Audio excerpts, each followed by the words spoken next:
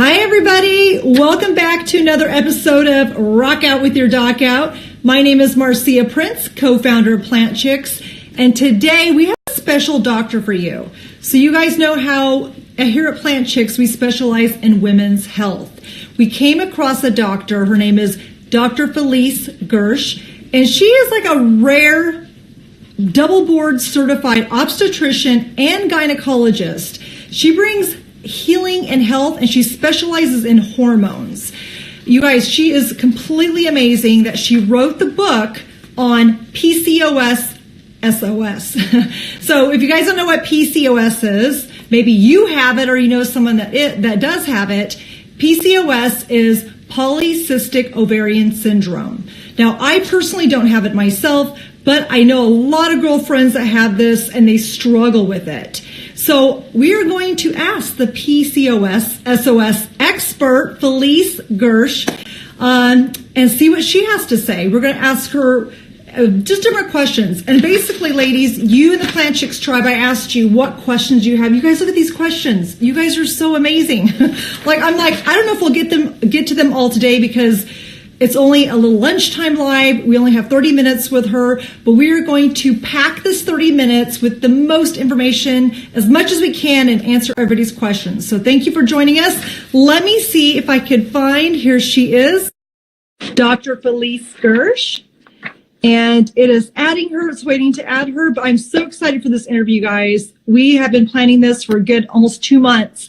Hello, how are you? Hi, I'm great. I'm so happy to join you and your crowd here. Oh, thank you. Thank you for gracing us with your presence. So I've heard so much about you, and we deal with women's health, plant-based health, and a lot of our women, they do deal with PCOS.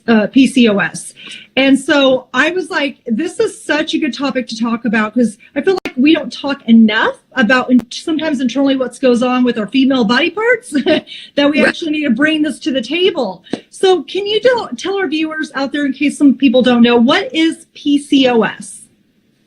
PCOS, which stands for Polycystic Ovary Syndrome, is the most common endocrine disorder of women. And it got its name because the most common ultrasound finding, which is not universal, but it's very common, is what is sometimes called a ring of pearls. It's lots of tiny, tiny little follicles that go right around the outer rim of the ovary. And they're actually symbolic of follicles that got started but never reached the end of their potential. They never actually put out the egg. They never ovulated. And that's what women with PCOS do. They recruit all these eggs that never actually reach fruition. They don't actually ovulate. So they have all these like false starts and they just don't get to completion. And the reason is now understood, but not actually by very many doctors. Yeah. And it's that women with PCOS have a genetic predisposition, and I really emphasize this to women with PCOS, that they're actually very special women, because if you go back to prehistoric times, women with PCOS had slightly higher testosterone levels. So in the ovary, all estrogen, the primary estrogen called estradiol, is made by converting testosterone into estrogen within the ovary. So all estrogen has a precursor in testosterone. So in women with PCOS, like 20,000 years ago, they made plenty of testosterone, but their capability of converting it with an enzyme called aromatase in the ovary was a little bit sluggish. So they had a little bit extra, sort of like an assembly line where you get a little bit of a holdup at one point. So they had a little extra testosterone, but they still made estrogen. They ovulated. They had babies, maybe a couple fewer, which meant that they probably had less mortality because from maternal, causes, and they had more time with each baby. And by having that little extra testosterone, they tended to be stronger, maybe a little bit bolder. And in fact, they've studied women who have been Olympian gold medalists. And there's a high percentage who have PCOS. So they were, I want to call them like Amazon women. They were like super achievers, okay? But you take a good thing, which is a normal variation, and then you transpose that woman into today's world. And what do we have? We have a world of endocrine disruptors, also known as xenoestrogens, chemicals that can alter the very development of the receptors in the uterine environment. Well, when a girl is a fetus, during the time her body is developing her whole endocrine system. So women with PCOS now have been shown that their hormone receptors for estrogen don't work quite right, and that ability to make estrogen from testosterone, which was just a little bit sluggish in ancient times, is manifested much more greatly now. So women have even more trouble making estrogen. So they have actually less estrogen production and less estrogen function because of the receptors. And it turns out that estrogen is the key to what we call metabolic homeostasis, regulating all the metabolic functions of a woman, which intertwine with reproductive functions. And that's like a very important take-home message, is that we are one. We women are one. We don't have separate reproduction and separate metabolic. It's all intertwined, which of course is how it would be expected to be, because nature doesn't want an unhealthy woman to be pregnant, because she wouldn't survive and the baby wouldn't survive. So women with PCOS have this enormous array of metabolic issues. They tend to have high cholesterol, higher blood pressure. Their artery lining is not as healthy, what we call endothelial dysfunction. They're very prone to insulin resistance, much higher rates of young-aged diabetes developing. And they also have, of course, all the reproductive problems, irregular cycles. And they also have even, of course, infertility. That's the most common cause of infertility. And then when they do become pregnant, sometimes through artificial means, like artificial reproductive techniques like IVF, in vitro fertilization, they have high rates of miscarriage and pregnancy-related complications. And their children tend to be more metabolically unhealthy. We now know that what goes on in the uterus has a very big impact on the rest of the life, which is what's happening in utero to the women who develop PCOS, is that they have higher rates of body storage of BPA, the most ubiquitous of all the endocrine disruptors, bisphenol. And so they've actually done studies that women with PCOS tend to have higher levels of BPA in their bodies, and that disrupts the development in utero and has consequences later. So it's like this whole complex array. So it sounds like, oh my gosh, what are we going to do? But now that we understand better the problem, we can actually create really targeted therapies that really get to the root cause and help with really improving the metabolic function, metabolic homeostasis of these women, and then secondarily, dramatically improving their fertility, because really fertility and the menstrual cycle is a vital sign of female well-being. That's why if a woman has an abnormal menstrual period, the solution isn't throw birth control pills at her, because that isn't getting to the underlying issue. We need to understand what is going on. That's like a red flag. A woman with an abnormal cycle has underlying problems, with nutrition or with their gut, which I'm sure you talk about all the time, with dysbiotic gut. And they may have high levels of endocrine disruptors, or maybe high levels of stress, high levels of electromagnetic radiation, too much light, ambient light at night. I mean, there's so many things we have to look at, but we're never going to fix the woman's situation by trying to cover up the symptoms with birth control pills. And that, of course, has been the primary therapy for women with PCOS. So I want to turn it on its head, change the whole paradigm of how we see women with PCOS, see them as what they are. They're Wonder Women, right? Who just got led down the wrong path. And so their ultimate amazing destiny is not being realized, just like all those little eggs that are turning into these useless little follicles that are filling their ovaries, that they're not reaching their destiny of ovulation. Women with PCOS can reach that happy destiny, but we have to change how we think and how we approach this condition. Wow, I've learned more in this past 5 minutes about it than I ever have from my girlfriends. I really definitely need to obviously show this to the tribe so they can learn from a different perspective. Okay, so how does someone know they have PCOS? What would be some symptoms or signs? So PCOS, by committee ruling, doctors get together and then they create definitions. So the definition of having PCOS is that you have to have two of the following 3 symptoms. And I consider one of them to really be required, and as do others. And that is, which we didn't touch on yet, which is hyperandrogenism. So that means too much of a good thing. Remember, I mentioned that women in ancient times had a little extra testosterone. Well, women today with PCOS have a lot of extra testosterone, and that is too much of a good thing, because women should have like 1/10 the amount of testosterone as a male. Males should have 1/10 the amount of estrogen as a female. How amazing. Like, we're really interesting flip sides of each other. And women with PCOS just have too much testosterone because they can't convert it properly into estrogen.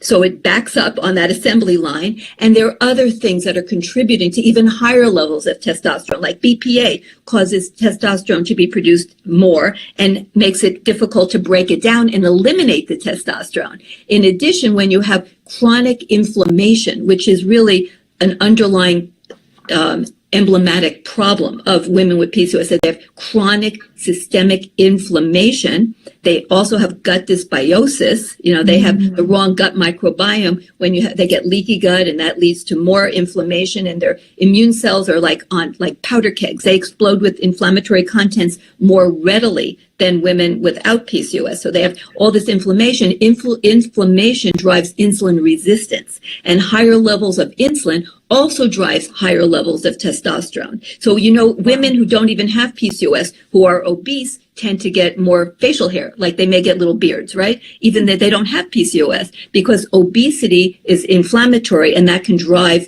high insulin, which then drives elevated levels of another hormone called IGF-1, which we really want to get down in women with PCOS. That drives acne, and it drives higher production of testosterone, which of course then drives acne, right? So all of these things come into play with women with PCOS, and we can really have a dramatic impact on that. So for definition, you should have hyperandrogenism, and you should have one of the following. And most women will have irregular cycles. So, they don't have periods at all, or they have them every 3 months, or they have them every other week. I mean, it could be any kind of abnormal arrangement. But the most common is very infrequent periods, because they're not ovulating. Remember, that's what all those little follicle cysts accumulating.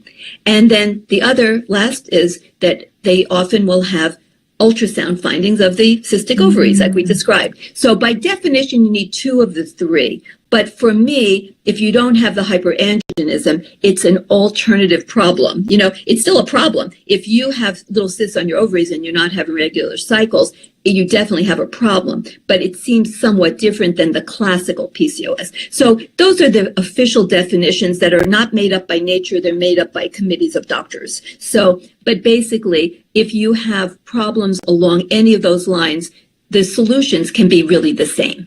What are some of the therapies you use that will help with it? Because this is something that you have for the rest of your life, right? Once you're diagnosed with it? Absolutely. We now know that PCOS really starts probably at birth. In fact, you could get a hormone called adiponectin. You could get that level tested in a girl who you have, like the mom has PCOS and all her sisters have PCOS. It's very high familial tendency, because there is that genetic tendency not to be able to make estrogen properly from testosterone. So you can test this hormone that's made by fat. It's called an adipokine called adiponectin, and you can get a level in a 6 or 7-year-old girl. You'll find it's abnormally low.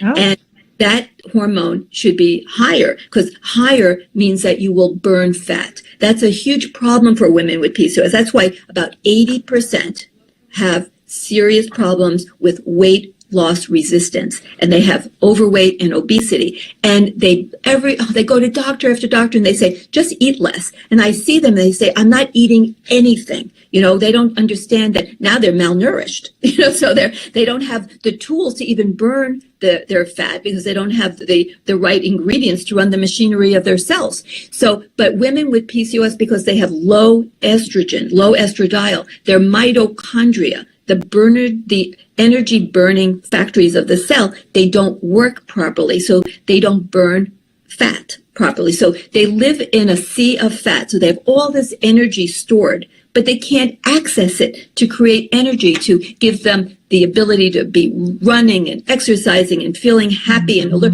So they're just tired.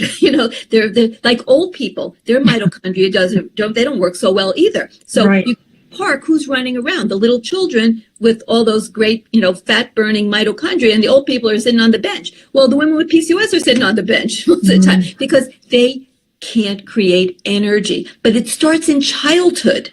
It starts when they're children. In fact, they find girls who are destined to have PCOS will often have that little belly fat, that little muffin top when they're like 7, 8 years old, and they're not eating any differently. They, even at that young age, don't burn fat well. And in fact, they've done some studies on women with PCOS who are being put on metformin. And this is like a big mission of mine, to get women off metformin, especially like when they're pregnant. And there are alternatives when they're not pregnant, but especially when they're pregnant, because when they're pregnant on metformin, there's now studies coming out from countries in Scandinavia showing that by the age of 4, their children, compared to women with PCOS matched, but not on metformin, have more body fat. So that's a sign. Oh my gosh, they're not able to burn fat. They're metabolically dysfunctional at age 4. Wow. So that is like the thing we need, because metformin is actually an endocrine disruptor. Birth control pills are endocrine disruptors. So we're taking women who can't properly use their own estrogen, can't properly make estrogen, and then we're flooding their bodies with more endocrine disruptors, which of course have a label. They're pharmaceuticals. But being a pharmaceutical doesn't mean you're not an endocrine disruptor. We had catastrophe a few decades ago with an endocrine disruptor masquerading as a pharmaceutical called DES, diethylstilbestrol, which was given to try to prevent pregnancies without any good reason, and it caused terrible anomalies of the reproductive organs of males and females, and a rare kind of cancer of females. So just that it's a pharmaceutical doesn't mean that it's really good for you, or it's not an endocrine disruptor. So there's just so much that women with PCOS and doctors caring for women with PCOS have to really become aware of, because this condition, the most common endocrine disorder of women, has been so poorly diagnosed, poorly treated, and there's very little research. Wow. In fact, the research dollars spent on PCOS is declining every year.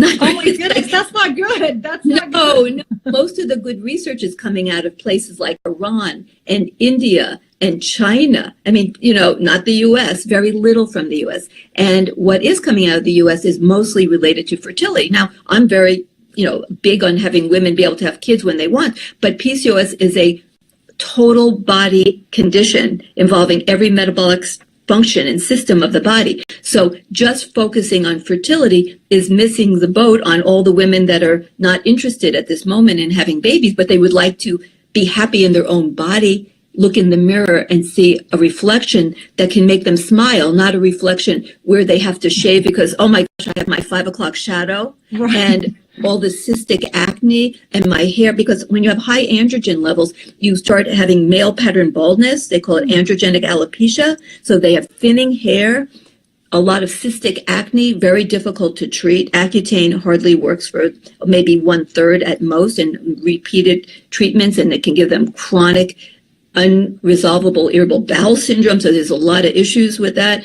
And they often have a lot of facial hair. They have hair on their chest, and they have, like what woman wants to have a hairy chest and hairy belly? And oh my God. So it's like it steals women's femininity.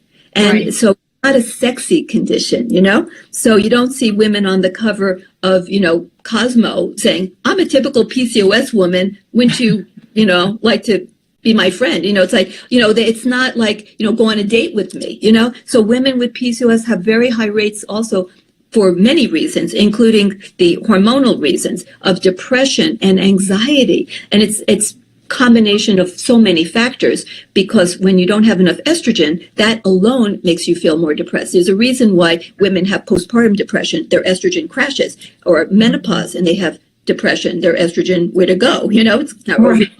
And women with PCOS, lower estrogen, they have higher rates of depression, anxiety, and then on top of that, they have such self-esteem issues, to have obesity in so many cases. And even the women who are thin, the 20% that are thin, they don't get very much sympathy, because, well, you're thin. Some of them can't even gain weight. They have the opposite. They have malabsorption issues, So it's like, oh my gosh. So that's why I'm so thrilled that your viewers and your tribe can really hear about PCOS and understand that now we can talk about what you can do if you have it. Right. This is very eye-opening, because how you said in the beginning, I would have never visualized that. I mean, one, I don't have it, but when my girlfriends describe it to me, to someone who doesn't have it or doesn't understand it, I mean, it was like mind blown. It's fascinating. So thank you for that huge explanation. So we do have a couple of questions on our tribe. Somebody wanted to know, like, what do you think about like hormone replacement therapy? And they wanted to know if there was a difference between bioidentical and, the more pharmaceutical type. So what are your thoughts on that? Well, bioidentical means that it's the same compound, the same chemical makeup as what the body makes. Now, there are pharmaceutical companies that are making bioidentical hormones for women in menopause. No one is making bioidentical hormones for women with PCOS, but in reality, there are a few patients that I use it. It's very interesting because they have very low estrogen. It's one of those catch-22s. If you don't have adequate estrogen, it's really hard to heal the gut microbiome, because the lining cells, the enterocytes of the gut, have estrogen receptors. The enteric nervous system, the nervous system of the gut, has all estrogen receptors. The immune cells have all estrogen receptors. Pretty much everything in the body has estrogen receptors. So it's hard to get things back on track if you don't have this magic ingredient, adequate estrogen. So sometimes it's necessary to give back some estrogen and then heal and then take the estrogen away, sort of like training wheels. You put on the training wheels, you learn how to ride, and then you take the training wheels off, and then you can go. So for someone with PCOS, we need to do that because, for the vast majority, if I give them proper supplements, if I do fasting regimens, time-restricted eating, overhaul their diet, big on plants, of course. And then, we get them their magic antioxidants and polyphenols, and we get them all the nutrients they need. And then we give them, the extra that we can do to increase their ability to burn fats and get their circadian clocks back on track. Because all women with PCOS, all women who don't have the right estrogen, the right hormones in their bodies, will essentially have drifting of their master clock in their brain that keeps the beat, all the body's rhythm. So we know that we are very timed creatures. Like, we are very different at night and in the day. We're very different. So everyone knows about jet lag. Women who work night shifts, they live with perpetual jet lag. And women work sometimes at night, sometimes in the day, like nurses going through rotating schedules and things. They have high rates of depression, breast cancer, metabolic syndrome, diabetes, all these bad things. And women with PCOS essentially are living a life of jet lag. Wow, that's crazy. You had mentioned fasting. Back in February, I did watch a documentary about fasting, and you were in it. I wanted to learn more about it, and that's how I first heard of you. So, and then it's kind of weird how the universe works. And then I tried a kit called Prolon for fasting, because I was too scared to do the water fast. I'm like, no, I want to fast with food. So I ended up doing and sure enough, I got introduced to you through Esther from Prolon. So that was kind of fascinating. I'm like, how crazy is this? I just watched our documentary. How do you feel about fasting and PCOS? How does it work? Well, I think it's the perfect mix, as long as you have the woman who's not the super thin PCOS, but that's a very small minority, or you're trying to start too young, because I never go below 18, preferably 21. So basically, it's the vast majority of women with PCOS will qualify. When you realize that PCOS has all of the, issues that have been tested with Prolon, with periodic fasting, to be improved, like inflammation. I mentioned women with PCOS have chronic inflammation. We have the human studies with Prolon showing that inflammatory markers are improved. Women with PCOS tend to have insulin resistance, and that has been shown to be improved. They tend to have lipid problems, blood pressure problems. All the things that we actually have studies to show are improved are the same issues that women with PCOS suffer from. Women with PCOS have very high rates of fatty liver. When someone has fatty liver, which is, by the way, an epidemic, and it's not easy to diagnose, you actually have to get an ultrasound of the liver unless they have abnormal liver enzymes. That's a very good clue. But that's a very late stage, a late finding. So it's usually with ultrasound. So if a woman has fatty liver, their livers are essentially inflamed, and they are now producing glucose and cholesterol and fats like triglycerides uncontrolled. The normal feedback mechanisms are simply not at play. And so they have what's called uncontrolled gluconeogenesis, where they just keep spewing out sugar into the bloodstream, which of course raises the insulin, which we already talked about when you have high insulin. By the way, if you have high insulin, you cannot lose weight because the body can't be multitasking. You can't be building fat and burning fat at the same time. The body can't do that. Insulin is a life giving hormone. You can't, type 1 diabetics don't have insulin. And in the old days, before we had insulin, they died. They wasted away and died. So insulin is essential for life, but like everything, you want the right amount, the right balance, the right time. And when women with PCOS have this fatty liver, and then they have all this sugar spewing out, and then that creates even more insulin that is necessary to try to push the glucose into the cells. Then you get all these other, additional problems with more testosterone, more inflammation. So we have to help get rid of the fatty liver. Fasting, Prolon, that type of, weight loss helps to resolve the fatty liver. And that is really essential. And the fatty liver is also a reflection of an abnormal gut microbiome. I'm sure that you've talked about that. Mm-hmm. So when you have inflammation in the gut, that's going to translate into inflammation in the liver. They're connected. Wow. There's an enterohepatic circulation. There's a connection. These short chain fatty acids, these magic metabolic byproducts of fermentation of fiber from plants and grains and so on. Those magic short-chain fatty acids act as signaling agents to the liver. So you need to, and also to the brain. So you need to have the right microbiome, and women with PCOS don't have it. So we need to work to fix that. And we now have some data that fasting can actually act as a reboot to the circadian rhythm and to the gut microbiome. You get that gut rest, and it gives it a chance to die off the bad guys and then reestablish the good guys with the refeeding. So there's a lot of hope that we can do a lot of good for the gut microbiome and the liver with the fasting routines. So I have had great success in my own private practice, and I'm a believer. I've done my own Prolon on me, like all of us for all years, right? So we all try it on ourselves, and I've been, thrilled with it. And I've never done water fasting myself. I usually don't get through one day. I obviously have reasonable willpower, but not that good. So. Yeah, me too. That's the reason why everyone's trying like a 5-day water fast. I'm like, I can't go one day without food. And then when I read Dr. Longo's longevity diet book, and then I heard about Prolon, it's, just one thing led to another. And obviously I discovered you.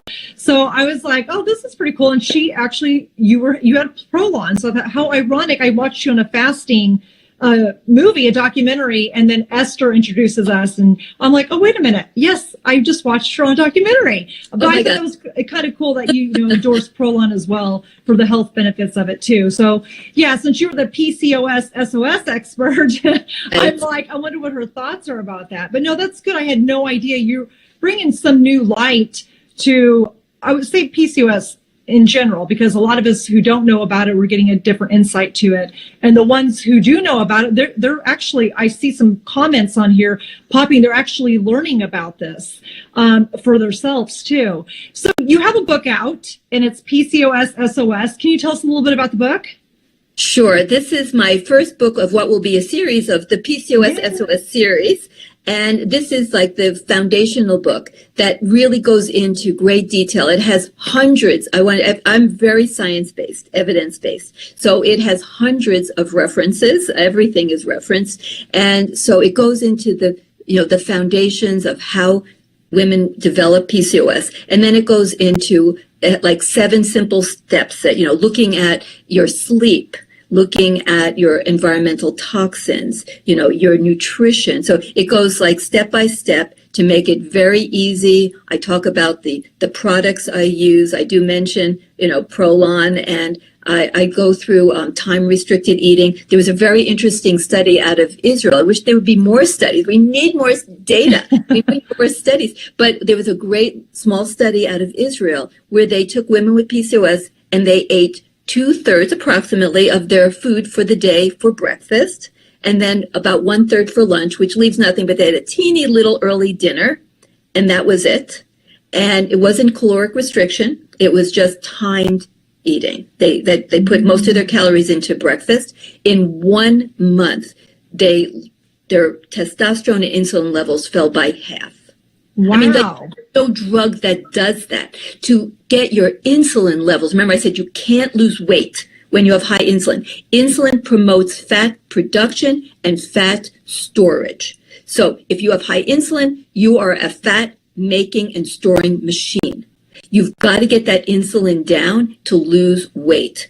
And this got that insulin down. So I try to get my patients, and we talk about this in the book, to try. I mean, sometimes you have to take time. I realize you have to do it in steps to try to get people to rethink breakfast. And a lot of people who are doing fasting or using like time restricted eating, they try to do like 16 hours of fasting and, an 8-hour window of eating.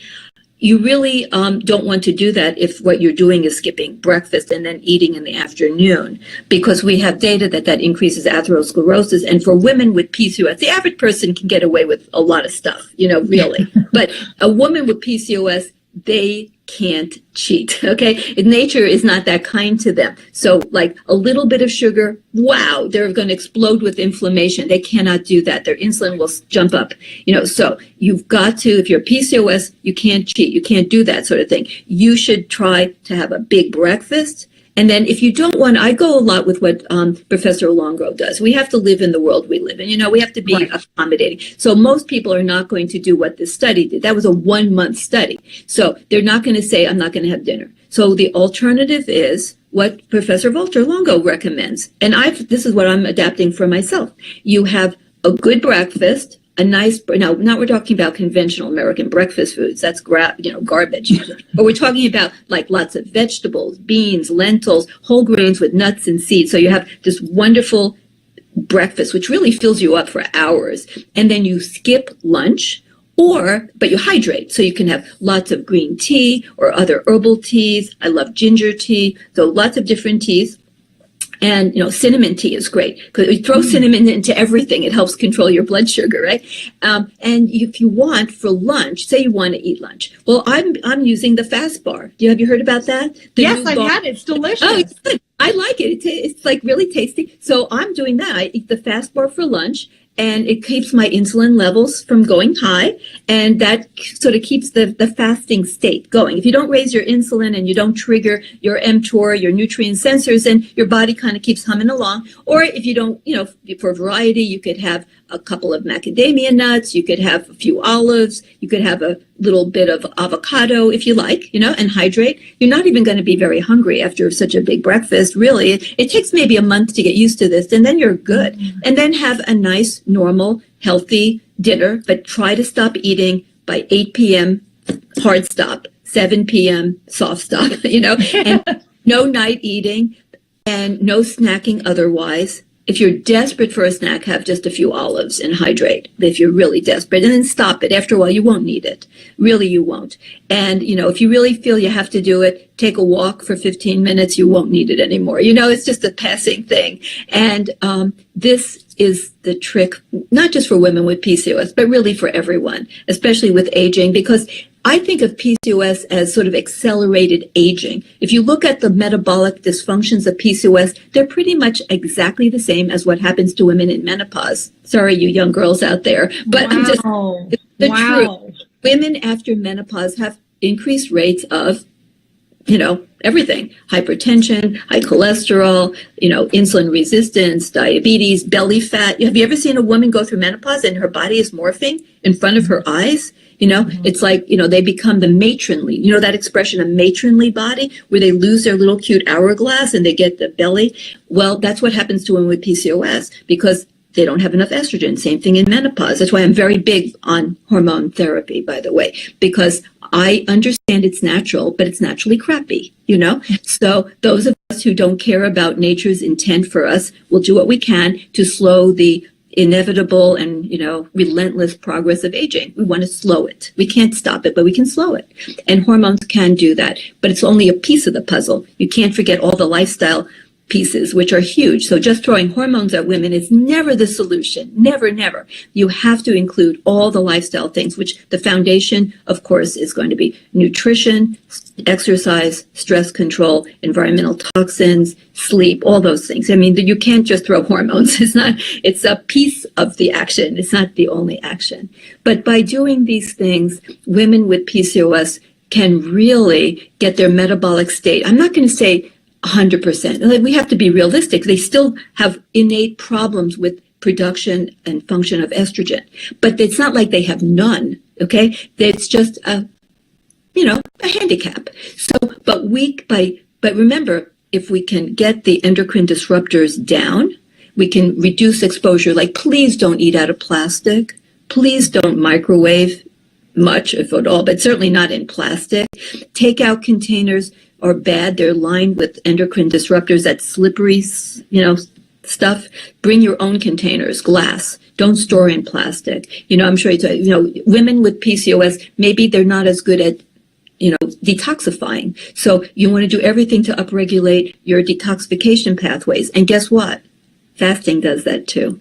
Wow. So there's actually data. Yep. I did a big, deep PubMed search on this, and fasting actually helps upregulate the detoxification pathways. So it's really, we put it all together. Maybe you can't be 100%, but maybe, 90% is pretty darn good. Anyway, how many people are 100% in this world? Right. You just do the best you can. That's why they invented hair extensions. You are making people cry up at happy tears because someone says, "Oh my God, yes, I'm crying right now. So much explained." So this is somebody in our tribe who has PCOS, and she just said she just bought your book. So, and I'm going to have September is PCOS Awareness Month, and I'm a member of the medical advisory board for the biggest the nonprofit, which is called PCOS Challenge. I also work with the other one that's also very large, PCOS Awareness. And they have conferences in September that are either free or almost like no charge. And so in September, you can look for PCOS Awareness, PCOS Challenge. These are community conferences for women with PCOS.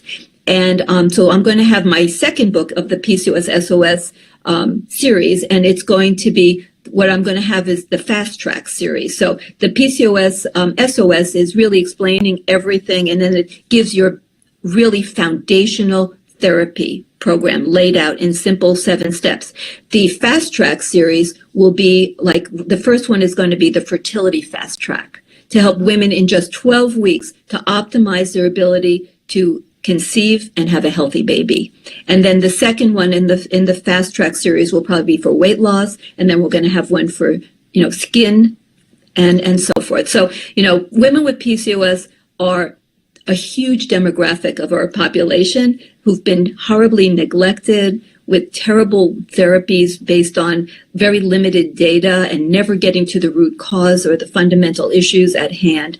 So we're really trying to work with all these organizations, with really grassroots, to grow research, interest, awareness, and then have actually, usable, doable things that every woman with PCOS can implement in her life to really get the life she deserves. No, I think that's beautiful what you're doing, bringing awareness to that. Now, so I know you're short on time because it's lunchtime live, but where can our viewers find you at, and where can they get your book?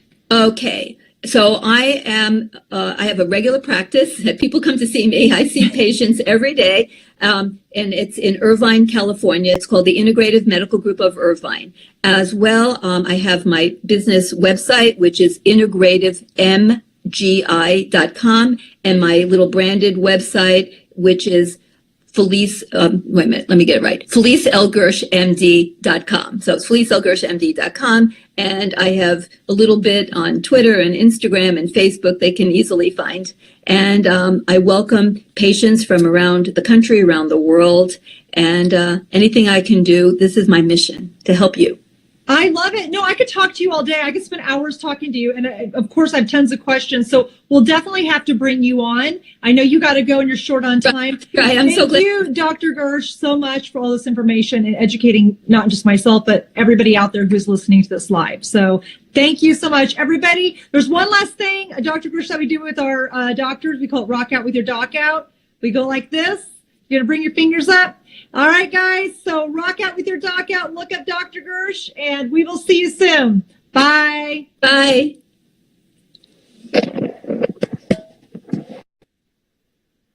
All right. What'd you guys think of that? I mean, we had so many questions. Let me show you. I did not get to ask all the questions that I typed out that you guys wrote in the Plant Chicks tribe and all over Facebook and social media and DMs. There's probably about maybe 20 of them. I put them in categories, but we actually didn't get to them. I just feel like she had so much information to say that it was just mind blowing. You guys, I cannot wait to read her book. I saw her book as soon as I was looking her up, because it's kind of funny. I saw the fasting documentary. I decided to try the Prolon kit because I didn't want to water fast. So I did the Prolon kit, and I thought this is amazing results. And I got introduced with someone through the company who knew Dr. Felice Gersh. And I'm like, wait a minute, what? You know her? She's like, yes. So anyway, she does promote the Prolon fasting that we're giving away 2 of those kits, okay? So if you go to my Instagram post, I think it's yesterday's. Yeah, I was going to say today. I feel like the days are running. But go to Instagram, the Plant Chicks Instagram. Tag you do 3 things. You have to like Plant Chicks. You have to like Prolon. And you have to tag a friend who you think would benefit from fasting, because we're giving away 2 kits in the month of May. So the giveaway is from today until May 13th. I was going to say March. It's already May, guys. May 13th, and we will announce the winners on May 17th. We're going to announce 2 winners. So everybody who likes Plant Chicks, likes Prolon, and tags a friend, we will enter you in a drawing. We're going to take down all the names, and we're actually going to pick it from a bucket. So if you guys know the Plant Chicks, we do these drawings, and everybody that enters, we give you a fair chance. We put your name in there, and we like to make it fun, and we pick out a winner. So we're going to pick out 2 winners on May 17th. So please, if you think somebody you know could benefit from fasting, and you guys also, too, if you click through the link below, or if you go to our link section, if you just want to get the Prolon kit, you guys get 10% off, right? So you get $25 off the kit for the month of May. So that's pretty good. And then when you do the math and all that, it's basically $45 a day for 5 days for food. And this thing about this, the fasting, the food for this, you're going to heal your gut. You're going to lose weight. It's fat-focused weight loss. I have to say my stomach looks way better, because as I'm getting into my 40s here, I'll be 45 this year, I'm gaining weight in my stomach. So I don't have PCOS, but, I do get the middle-age, women gaining weight in the stomach. I used to have a tiny waist that's no longer, guys. I mean, those days are gone, so I have to live with my new reality. And I was telling, obviously my business partner, Jackie, you guys know, I'm like, I've never had a struggle. I've always been the skinny girl. I've never had a struggle with weight. And now I'm struggling with my stomach, and the Prolon kit within 5 days, which I've lost 6 pounds from doing the Prolon kit. So I'm going to do 3 back to back. I'm going to do 3, because if you do 3, 1 each month, back to back, you get the best results. We've known people who do it once a month. And then they continue the regular diet on the rest of the month, the regular lifestyle. So I'm just going to do it 3 months in a row for the health benefits. I'm recording everything, putting on a whole YouTube show. So I got section 1 done. I've got 2 more to film before I actually compile it all together, and I will release a YouTube video on my whole entire fasting experience with a Prolon kit. But yeah, so how exciting was that? She was amazing. So look up, obviously we will have tagged, also if you go to our Facebook, our post and all that, we will be tagging Dr. Felice Gersh, so you can look her up. If you want to know a little more information, get her book, or you can see her in person, hey. But if not, if you guys are just wanting just some regular information, you guys give us more feedback and tips and more questions, which I'm saving these questions because we have to bring her on again. and talk with her. But who should our next doctor we bring on? Remember, May is Women's Health Month, okay? And we should bring on another female doctor. Who should we bring and what should we talk about? So let us know in the comments, DM us, write us on the post, or if you're in the Plant Chicks tribe, well, we can do a poll there and ask as well. So you guys have a great day and thank you for joining us, and we will see you soon on the next one.